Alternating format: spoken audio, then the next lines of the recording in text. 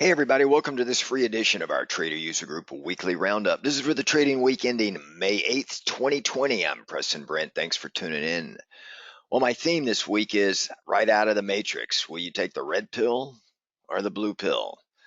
For the week, we saw a really good strong action across all indexes. I mean, the Dow was up 2.5%, a little bit more than that. S&P up 3.5%. Russell is up 3.6%. For the year, the Dow and the S&P are still down. Nasdaq, however, actually went into the green for the year. They're up 1.66% for the year. Amazing. The Russell is still down in bear market territory. They're down 20.32%, or at least for the year anyway. Nasdaq, the CBOE volatility index, the VIX, it fell a whopping 25% this week. It closed the prior week at 37.19, and this week it closed at 27.98. About 10 points almost down, 25% move lower. And of course, across the world indexes, we saw the London exchange, the FTSE up 3%. The French CAC 40 was slightly in the red, about a half a point. But the DAX was up about 40 basis points. The Nikkei over in Tokyo, it was up 2.8%. The Chinese Shenzhen Shanghai Index, it was up 1.2. And the Hang Seng Hong Kong was down about 1.6. And again, for the third week in a row, the best sector performer, energy, up over 8% for the week. For our members that jumped in on our energy trades about 2 or 3 weeks ago, you should be happy right now. Meanwhile, utilities is also coming in the rear, 0.66%. So it does show some money is flowing out of risk off sectors into a little bit more of a higher beta risk on type of thing. Now, one thing we're also seeing is the current trailing PE ratio, the 12-month trailing, a whopping 24.68. And the forward PE ratio is 22.75. More on that in a minute. But we're going to look at the S&P annual dividend yield. It's about 2.08%, yet the 10-year interest rate is 68 basis points. So there's a huge gap between what the Treasuries are paying versus the annual dividend yield out of the S&P. So that's still funneling money into the S&P, folks. So we've seen this week oil futures basically, over the past couple of weeks, as I said, oil was down actually below zero, mostly due, of course, to a lack of storage. Short-term Treasury yields falling to about 10 basis points, less than the 2-year. A little bit less than that, almost to zero, really. We've seen unemployment rise up 14.7%, but most people are saying that's really closer to 20% when you count the numbers the right way, giving us really near depression-like jobs market. So nearly all the job gains that we've seen in the U.S. since 2009 have gone away in less than a few months. And that's what you can expect when you just shut the economy down. And yet, as I said, stock market price performance shows the mood in the markets is very upbeat, very positive about things to come, because the stock market does not price in the headline news today. It prices in expectations. So in essence, when you're trading the markets, please understand you're trading expectations. You're not trading today's news wire. Okay.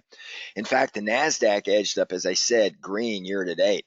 So while I'm watching TV talking heads, there's essentially two camps. One's very pessimistic, and just very overall bearish, expecting more bad things to come, which is going to push price action back down, perhaps even lower than our lows that we made on March 23rd. And then we got others that are saying we can expect more upside price action. Of course, neither one of them really know for sure, but that's what makes a market. You got folks that are pessimistic, folks that are optimistic, so people are always willing to buy and sell across their beliefs. But a couple of hard facts that we need to also look at. We've seen the U.S. Central Bank increase its balance sheet by almost $2.5 trillion over the past month or so. So our balance sheet's sitting around $6.7 trillion right now. So all of this liquidity into the markets has freed up the corporate debt market, put liquidity in there. The Feds are just basically put a massive put on the market. So clearly, when you've got a situation like that, markets are going to want to go higher. Okay. But I know markets really anticipate the future. So as I said, or they're trading expectations. So this higher price action would appear to be consistent with a recovery of the economy and corporate earnings. Yet by the same token, We've got the bond market that's showing very low interest rates for a longer period of time with no inflation in sight, very slow growth, so forth. So we've got this red pill, blue pill kind of scenario that's setting up. Right? And by most standards, we could say the market right now is very expensive. Given the really bad economic data that I said hit the news wires over the past 2 or 3 weeks with unemployment and jobs numbers and things like that. But we've seen, as I said, markets move into really off the lows on March 23rd, really dramatically with the Nasdaq, as I said, moving in positive territory for the year. Um, S&P earnings for this year estimated for all of 2020 is down to about $128 earnings per share. That's down from an original estimate of in the 150s or maybe 160s. So that puts our PE ratio, forward PE, as I said, just slightly under 23 or around 23. But remember, PE ratios, it tells investors how much they're willing to spend for each dollar of earnings. So spend $23 for $1 of earnings. But when you put that against very low interest rates to slightly zero, right, just slightly above zero, you've got a lot of money coming into U.S. equity markets, not only from U.S., but also from Japan and Europe. So just understand that, because we've injected trillions of dollars into our economy. Okay. So as I've told our members over and over again, we can expect higher PE ratios when rates go down. All right. It's just normal. In fact, we had PE ratios in the dot-com bubble in the low 20s. And in 08, 09, we saw PE ratios. They actually came down to around 12 or 13, but then went up when the money started coming in. So just expect that. But also, which is normal when we have big moves up off the lows, market concentration is starting to become a bigger risk. And by that, I mean, let's look at the Nasdaq as an example. As I said, it's in the green for the year, but the top 10 stocks in the Nasdaq account for almost 44% of the weighting of Nasdaq. That's just truly amazing to me. Almost 44%. So when you're trading Nasdaq, I mean, you're really trading these 10 stocks. We know the names of these guys, the Amazons, Microsofts, Apples of the world. And the average PE ratio for these top 10 stocks is 47. So that's not cheap. But remember one thing about stock rallies, okay? Stock rallies, they don't end because investors suddenly wake up and decide that things are expensive and they just start selling. There needs to be a catalyst to move things lower. So the forward path, given where we are with the COVID-19 and the economy, things must change to see a larger move lower. Otherwise, we can expect price action to continue to move higher. In fact, I've seen some analysts on the blue pill side of the matrix equation saying we can see the markets move back up over 3,500 to 4,000 the end of this year, early next year. And if a vaccine is discovered, there is a race to get a vaccine now. If a vaccine does hit the news wires and it's been approved by the FDA, whether it's developed here in the US or China, it doesn't matter. You're going to see markets, you're going to see the mothership of all rallies. And we'll be back up and we'll see the Nasdaq have more company being in the green. We'd see the Dow and the Russell and the S&P, because then it'll be a race. All right. So that is some of the things that are really not factored in earnings or anything else. So we'll come out of this pretty quick. However, if there is no vaccine this year, but we do get a prophylactic drug, like remdesivir or some of these others that can, at least if you get the disease, you're not going to die, then you're going to see the gradual reopening of the economy come on. And then I think the lows have already been made. And then we'll move, we may have a dip over the next 4 to 6 weeks as more data comes out, especially Q2 data, because that's going to be worse than Q1. We may have a dip back to the 25, 26, 2,700 area, but I don't think we're going to make new lows. Okay. So that's kind of what I'm seeing right now in the markets. And of course, if you look on the screen right here, what I've got is our favorite. It's kind of like a X-ray view of the daily chart. It's a 240-minute chart using Ichimoku. And you can see on here that, I got our members long all the way back in early April. I mean, April was a really strong month, and it was a time to really play long price action. Okay. And then we've just seen some of these moves here around some of our zones, our resistance and support zones. And we've had a move out here. We're attempting to move back up to the 2970 area up in this area right here. And just looking at the Elliott wave count, we're on a 3-leg moving up, so that does suggest more upside. Of course, with every 3 wave, it's accompanied by an Elliott wave 4, which suggests a little bit of a dip. But it would be one of these kind of moves here where you buy a dip. Maybe it comes back into this. This was our R1 zone. Now it's going to be our S1 support zone right here.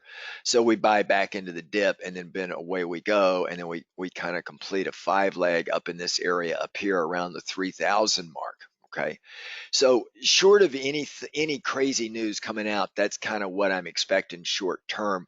But I do believe once we get this print in, we're going to come back down into this area here as we get more data for Q2. Because remember, our Q1 data only included just 3 weeks of March, 2 weeks of March, just based on the way the data is reported. So it's going to get uglier. But also understand that the markets already have this forecasted in. Okay, so again, we're trading expectations, and the expectations right now is that as things open up, it'll gradually accelerate uh, earnings and back to work kinds of themes across all major states within the United States. Okay, so that's kind of what I'm seeing right now. I mean, I don't see this momentum. If it does pull back and a dip a little bit, then I would view it as an opportunity to look at some stocks that are worth picking up. Some have gotten a little bit more, a little bit higher to the upside than necessary, but that's kind of what I'm seeing here. I mean, the markets just want to continue the move, and we've really started it. This move up started really in early May, right? Forget the sell in May and go away crowd, because that was under normal conditions where you had a summer and people went on vacations and holidays and things like that. But now there is no sell in May and go away, because where are you going to go? Everything's closed. So people are working from their homes. So people aren't taking vacations to Disney World and going to Europe. There are a lot of countries that are locked down over there. You're not going to fly into those countries without getting quarantined, or at least having your temperature checked. And that's not any fun for a family of 4. So you're going to see this sell in May crowd is not applicable this year. All right. So that just means everybody's still trading, still active. Volume may come in a little bit, but I think it's still going to be relatively strong. You're going to see the momentum there. Okay. That's a little bit about what I'm seeing. Now, let me just switch my screen over here, and I'm going to show you NASDAQ. We'll look at the NASDAQ futures. And let me find that sucker. Here we go, right here. So if we come over here and look at NASDAQ futures, it's going to take a second to paint on the screen here. So let me just get this screen switched. Where are we? We're screen number 5. Okay, let's go to screen number 5. You're going to see on this screen here, we're above the closing price of 2019. That is, anything above this price is in the green, anything below this price is in the red. You can see we started a big massive move on March 23rd. That was the lows made in most markets. I mean, right now, NASDAQ's at 92.22. We were at 66.28. Just on March 23rd. This is a humongous rally. You can see the 50 EMA finally crossed the 200 EMA back in late April. And generally, because of the lag in that, I always say that when the cross happens, it's like a magnet to come back to this price, whether you approach it from the top down or bottom up. In this case, it's top down. So that would suggest a little bit of a pullback here because of the huge momentum that we've made. But you can see the all-time high is 97.63. So we've got about 500 points or so just to make new all-time highs. That's not that far away based on the way this thing is moving. All right. We moved a couple of thousand points already in less than a month and a half or so. Truly amazing. Now, as I said, 10 stocks make up the NASDAQ index. This is the NASDAQ 100 futures. So, 5 stocks make up about 20% of this. This would be the 100 largest companies in NASDAQ cash index. So this is kind of what we're looking at here. Really strong. If we look at the E-minis, you can see here that we need to get above 32.36 to be into the green for the year. Okay, we're sandwiched between the 200 and the 50 EMA. And if we can take out the 200 EMA, which is sitting right at 29.99.31, so let's just call it 3,000. If we take that out and then 3,000 serves as a support point, because there'll probably be a retest, then that's going to give the bulls more heat to do like Nasdaq and move up towards the 32.36 area. If it fails and comes back down and does a test at the 50, I'm sorry, these are SMAs, not EMAs, because the big boys generally use SMA, not EMA. It comes down and tests this 50 SMA, which is sitting right around the 2,700. Then and it succeeds in holding, then we're going to come back up again and do another test. Now, as I said, near term we could see momentum carry us a little bit higher, but I do believe that we're going to do a test of the 50 EMA again. Not really sure of the catalyst. As I said before, markets don't just all of a sudden start rolling over. There's got to be a reason why we see these markets roll over. And perhaps we could see some more bad data. We could see some increases. I mean, there's a number of things that we could see, most of it related to the COVID-19. But I don't think we're going to make new lows. I think the lows have been made already. Okay, so that would be the E-minis. But now let's look at the small cap. Let's look at the Russell futures. The Russell futures, as you can see, is even uglier. It's still sandwiched between the 50 and the 200. But you can see we're well off the opening price here. You can see we have not made all-time highs until 2018. So the last all-time high we saw was 2018. All the other indexes, the Nasdaq, S&P, the Dow, we made all-time highs in February. But the Russell has really trailed. I think once we get an all clear signal, you're going to see a lot of money pour into small cap, and you're going to see small cap start to outperform. Since the lows made in small cap, remember the small cap led, we made lows here on March 19. So about a little less than a week before all the other lows were made. Since then, we've been making higher lows and higher highs in this channel that we've been moving up. And I believe we're going to get a test here like we will on the S&P of the 200 EMA. It'll probably fail at the first hit, come back down. We're going to consolidate. And then once we get through this summer month, I think we're going to come back up and have a nice finish to the end of the year in the Russell. And I think the Russell will outperform. So for those of you that want to trade the Russell, of course you can trade IWM, because IWM is the ETF that tracks the Russell, right? And you can see on the IWM, I've got to change the settings on here, but it looks just the same. But the one that you want to be in, if you really want high beta and you want some good returns, trade TNA. It's the small cap bull 3x of the and it moves really fast, and it's a cheap enough stock right now where you can hold on. You don't want to hold on to it too long because any 2x and 3x long has a little bit of a negative roll yield to it that penalizes you longer term. But you know, you can play this for 30, 60 days at a time.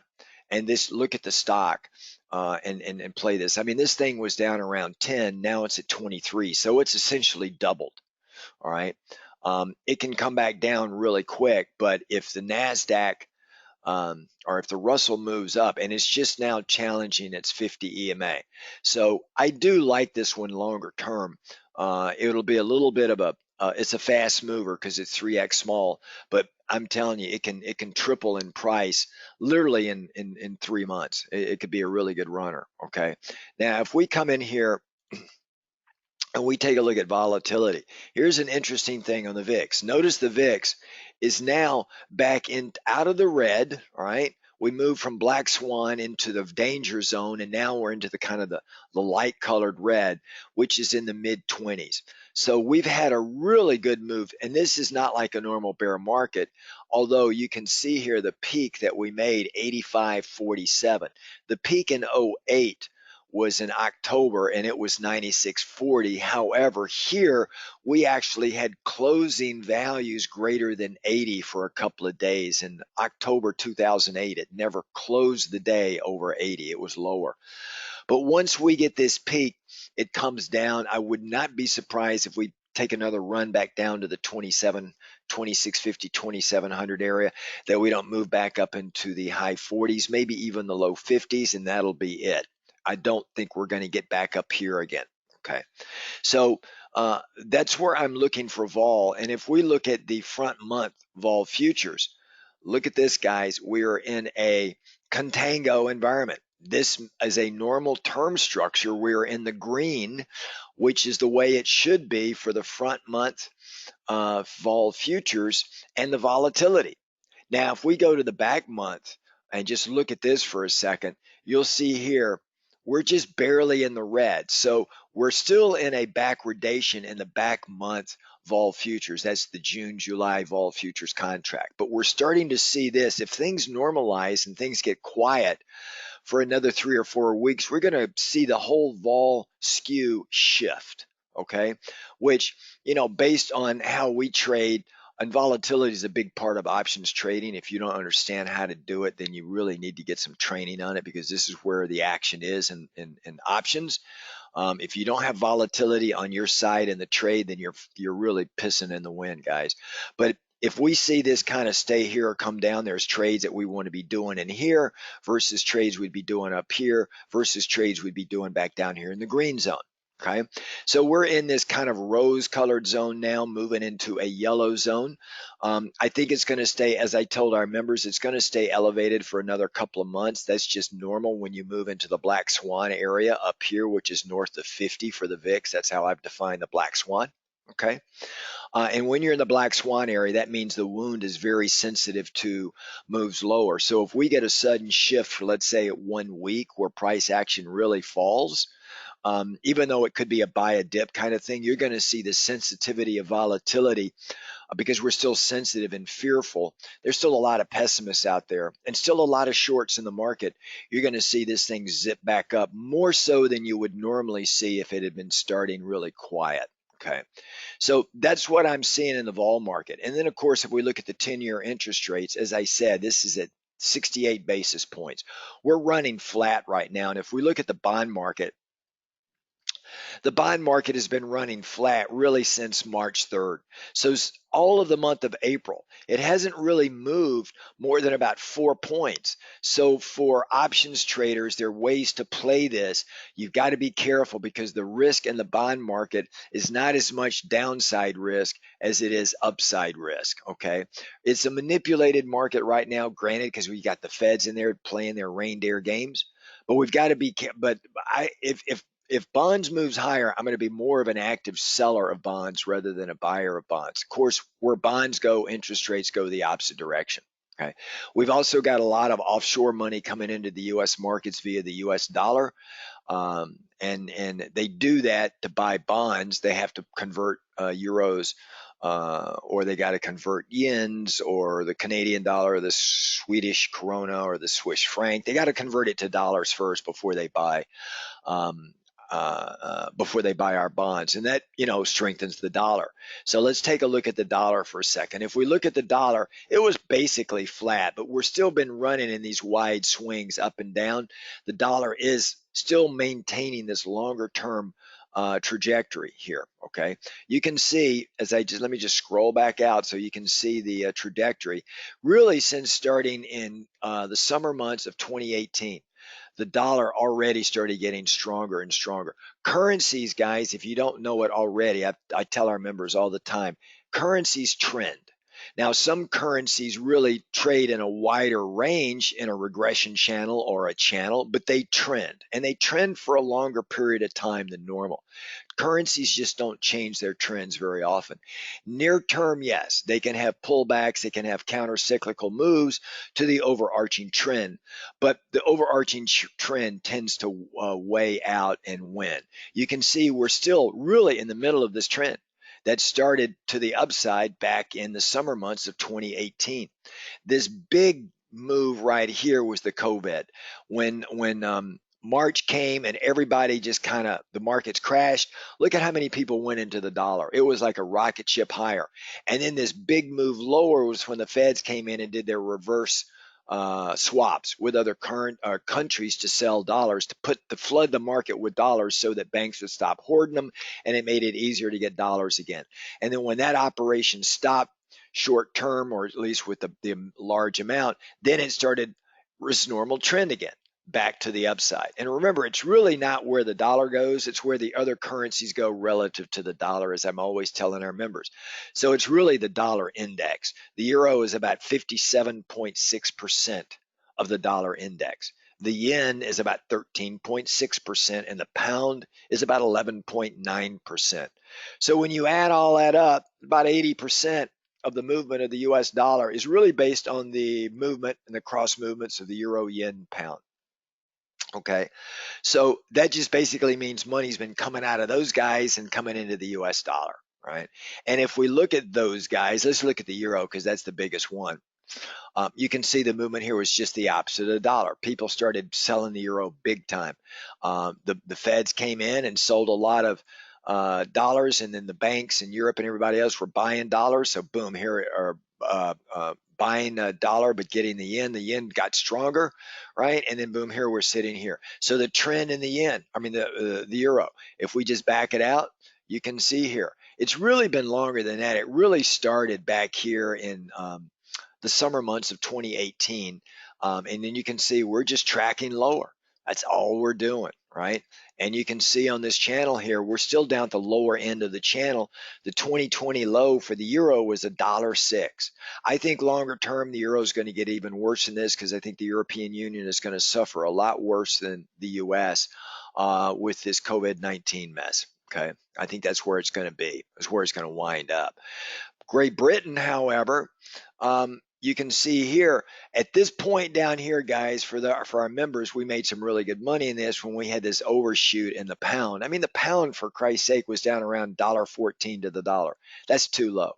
So this was a buying opportunity for our members, which I pointed it out, and we had a number of members come in and take advantage of it. Now we're in this sideways range. We're going to break out. I think the breakout is probably going to be to the upside, short of any crash in the markets, which would be more bearish the dollar, because we're going to see an upside breakout in the euro near term also, I believe. And then, of course, if we come over here and look at metals, let's look at gold. Short term with gold, as you guys have heard me say again and again, I'm more downside gold than up. You can see this channel that started to form to move down. Now, I'm still longer term bullish gold, but short term I'm out. I'm waiting for another move. Last time we traded gold, we did really well, but it was more a silver trade because the ratio of gold to silver, or silver to gold, is really out of whack right now. So I think silver is going to outperform gold over the next year or two when we do get this movement. But gold is really not going to make its big move until we start to see signs of inflation. And as I said earlier, the bond market is saying that we shouldn't expect inflation for another couple of years. Now, that doesn't mean we're not going to get it, but that's what the bond market is saying right now with its expectation. But eventually we're going to get inflation coming back to the markets with all this money in the US, but not now. And keep in mind, we inflated the economy back in 08 and 09, and we're still a decade downstream, and we still haven't seen inflation. So don't get your hopes up for you gold nuts that we're going to get inflation here in the next year or two, right? It's going to take a while, unless something dramatically changes that's not forecasted that we see in the charts. I don't see it just yet. All right, so that's gold. Silver, as I said, silver has got a little bit more of an upside potential than gold. You can see, though, with this big move down in silver, everybody was dumping gold and silver in the month of March, okay? And then it came back up to to its trend again. I do believe longer term we'll see silver start to outperform. But there are other trades that we're looking at in the gold and silver market, or precious metals. Well, members, I'll talk to you about those in this Sunday evening's weekly market watch. We'll kind of go through some of those plays there. There are other couple of metals that we're trading also that I think longer term bear being bullish, right? Is that a word, bear being bullish? Let's just say you should be more bullish than bearish. How about that? If we look at the oil markets, well, this is my guy right here. You know, this is the zero rate. I've got it on the chart. I thought I'd never have something on my chart that would say zero in the oil markets, but there it goes. This just goes, and I've told our members, you should do, as I told our members, take this chart, put the zero rate on it, print it out and put it as a sticky on your PC when you're trading markets. This goes to show you that anything can happen when you're trading the financial markets. I don't care what the TV talking heads say. I don't care what anybody says. Anything is possible. Anything. So this will just be a reminder, because if you had told me or asked me or anybody else in the oil markets or anywhere else for that matter, can oil go below zero? Can you see a scenario where a wildcatter's got to pay someone to take their oil? I would bet you 99.99% of the people say no, right? And then the lone survivalist that lives in a cave 10 feet under, with cans of food stocked for 20 years would probably say, yeah, it'll go below zero. But that's about it, right? The crazy crowd. But guess what? They're not that crazy. We went below zero. We went minus 40.32 below zero, mostly because of storage problems. I get it. So now they changed a number of ways ETFs worked in the oil markets, as I've reviewed with our members. They've changed the way USO works.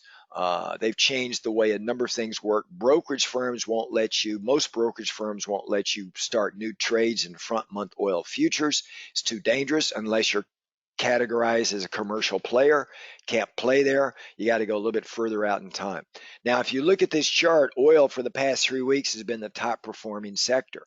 But look at how it's just riding the 50 EMA. If we can escape up here and get back to my original area, which is in the mid 30s, which I do see over the next 120 days, I can see it moving back up there, which is another 4 months or so. Things calm down, you'll see it move up here, maybe even higher.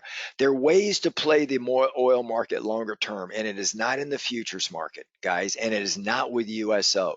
So for our members, we're already in the trade, but I'll review it with you guys this Sunday evening, okay? Another one that I've been talking about, natural gas, okay? We're having a little bit of a dip here. With inventory levels coming up just a little bit. Longer term, I'm still neutral to slightly bullish nat gas. For our members, I'll review some trades with you on how to play nat gas. It's similar to oil. I think there's going to be some opportunities there.